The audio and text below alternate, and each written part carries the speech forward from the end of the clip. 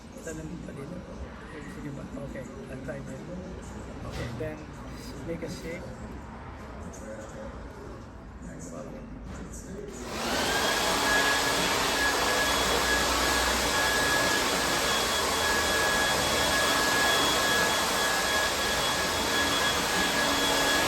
Ano?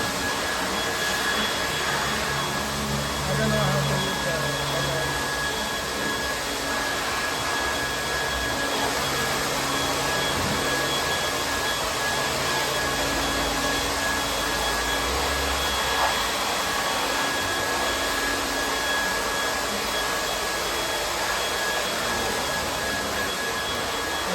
So, ganyan lang ha. Tapos, ito lang ang i-change mo. Lagay mo ng 8. 8.1. No, daw. 8.1. 8 point lang pala. Yeah, okay na. Okay. Dalhin mo to dyan.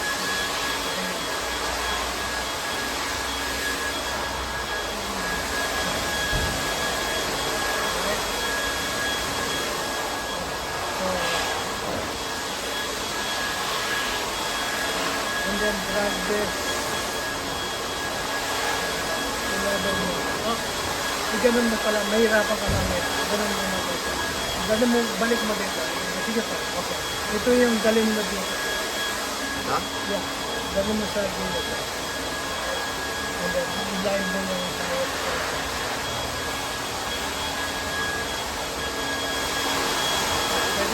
Pwede mo ganyan.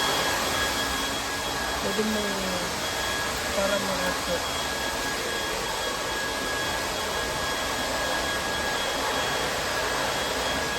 Ayan, diba? So, no, pwede mo nang tanggalin mo. Yeah. Pagka na ano, pwede mo nang tanggalin mo.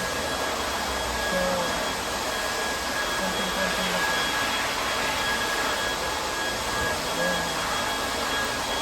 Ilagay natin doon, baka mamaya stop ito. Pero usually, tinatanggal ko na. Pero okay na, mamaya na. Ngayon, lagay mo sa resize. Oh, yeah. So, select mo yung half, all the way kalahati. No, mag-green muna dapat siya. Green. No.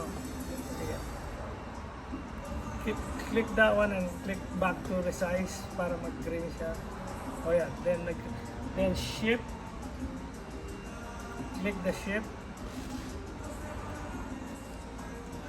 And then select from the middle, center. Okay. Up to there. Okay. Release. And then right click. Separate template. And then selection muna. And then select one. Select mo yung isa. Dito mo select para i-ganon mo. And then usog. Saan? Sa usog? You gotta select videos. Oh. Ito, para hindi mawala sa alam. Usog mo.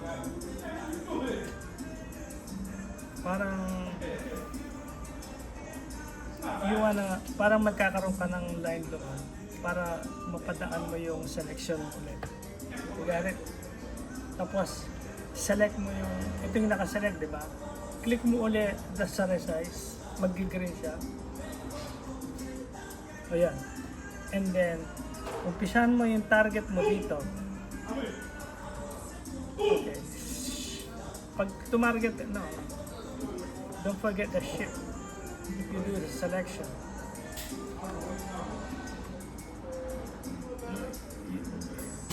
No, the reason why we did this, doon mo gustong ipadaan yung selection. Yan. And then release. Okay, stop. And then the other one. Select mo ngayon yan. No, nandun pa yung selection na eh. Mag-click ka muna dyan sa kahit saan.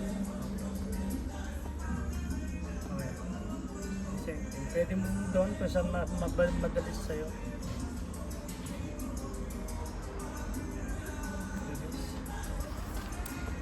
Okay, tanggalin mo na yan. Select mo natin.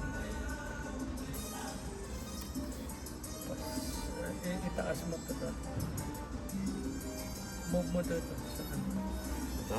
Yeah. Tapos ito, 360, 180, rotate. No, right click lang. Oh no, yan, rotate.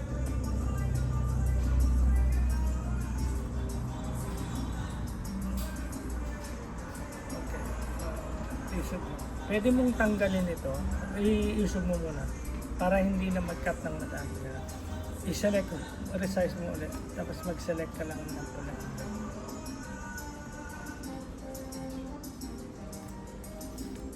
Okay.